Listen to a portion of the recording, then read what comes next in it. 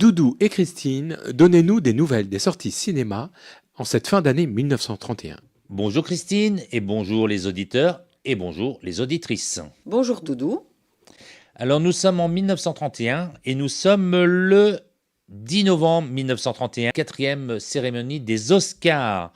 Et le film dont je vais vous parler, il a été nominé 7 fois. Il a obtenu 3 Oscars.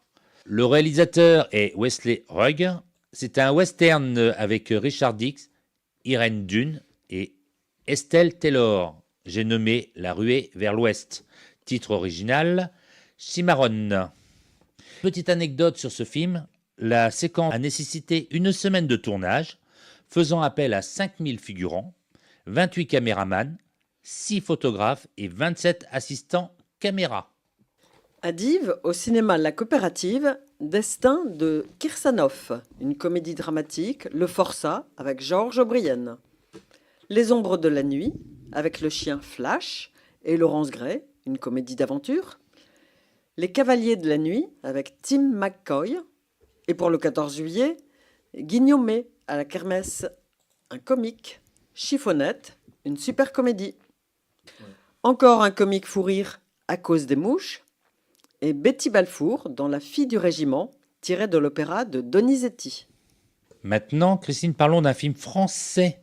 Il est sorti le 10 octobre 1931. C'est une réalisation d'Alexandre Corda sur un scénario de Marcel Pagnol d'après sa pièce théâtrale. Et j'ai nommé Marius. Avec comme acteurs Rému, Pierre Freinet, Oran de Massy. L'action se déroule principalement sur le vieux port de Marseille et plus particulièrement dans le bar de la marine de César où travaille son fils Marius. Jeune adulte, Marius tient le comptoir du bar, mais il n'a qu'un rêve. Embarquer sur l'un des bateaux qui traversent le port et prendre le large vers les pays lointains. Fanny, marchande de coquillages devant le bar avec sa mère, aime discrètement Marius depuis l'enfance. Et Marius, sans l'avouer, a toujours aimé Fanny, mais garde ses distances avec elle. Pour pousser Marius à lui déclarer ses sentiments, Fanny attise sa jalousie en se laissant courtiser par le quinquagénaire Panis, riche maître voilier et vieil ami de César. Quelques anecdotes sur ce film. Donc, le film fut tourné simultanément par Alexandre Corda en version allemande et en version suédoise. Par respect, je ne donnerai pas les titres, ni en allemand, ni en suédois. Le film suivant de la trilogie, Fanny, qui sortira en 1932, reprend l'action au point exact où Marius s'est provisoirement achevé. César, regardant vers le port, sans comprendre que son fils vient de s'embarquer. Et le troisième volet de la trilogie marseillaise, César, lui, sortira en 1936. On attendra encore un peu. Oui. Capitaine Swing à Dives et les Rois de l'air. Un grand événement, inauguration du cinéma parlant à Dives au cinéma Dives Palace, 100% français. Actualité parlante, dessin animé parlant, Mickey Mécano, et un grand film parlant français, Accusé, levez-vous. Quelques naissances de cette année 1931. Le 21 septembre, Larry Hagman, mais on le connaît surtout pour son rôle de JR dans Dallas. Le 3 novembre 1931, c'est Monica Vitti, une actrice, scénariste et réalisatrice italienne qui va naître. 27 novembre 1931, Jacqueline Dano est une actrice et chanteuse française.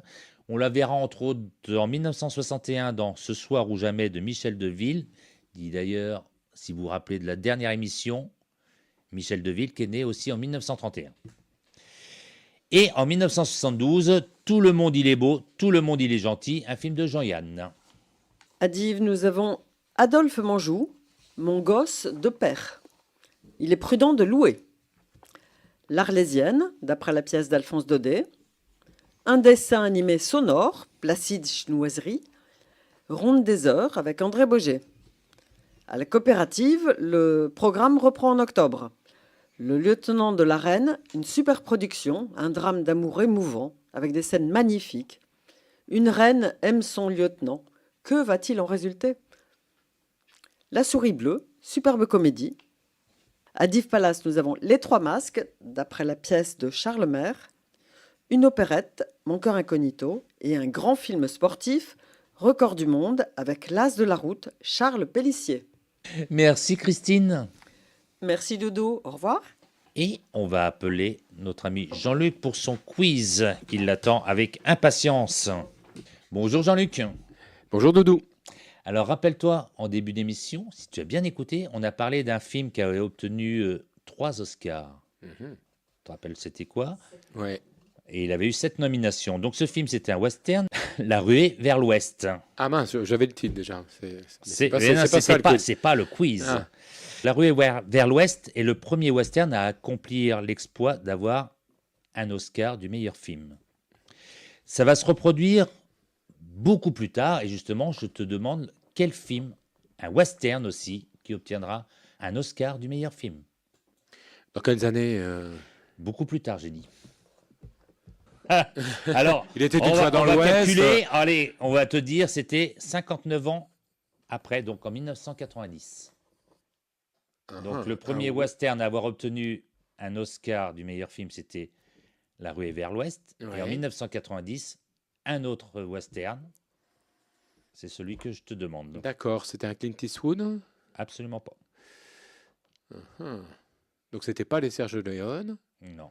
Alors dans le Ça vous dit quelque titre, chose dans le titre, il y a un public animal. Ah, Danse avec les loups. Voilà. Ok. Et ah ouais. Donc nous sommes en 1931, donc l'Oscar du meilleur film est La ruée vers l'ouest. Très Il beau faudra film. attendre 1990 avant Ah, qu'un c'est autre western incroyable.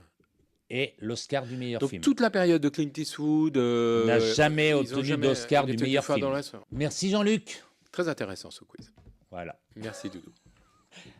À bientôt pour tout le monde.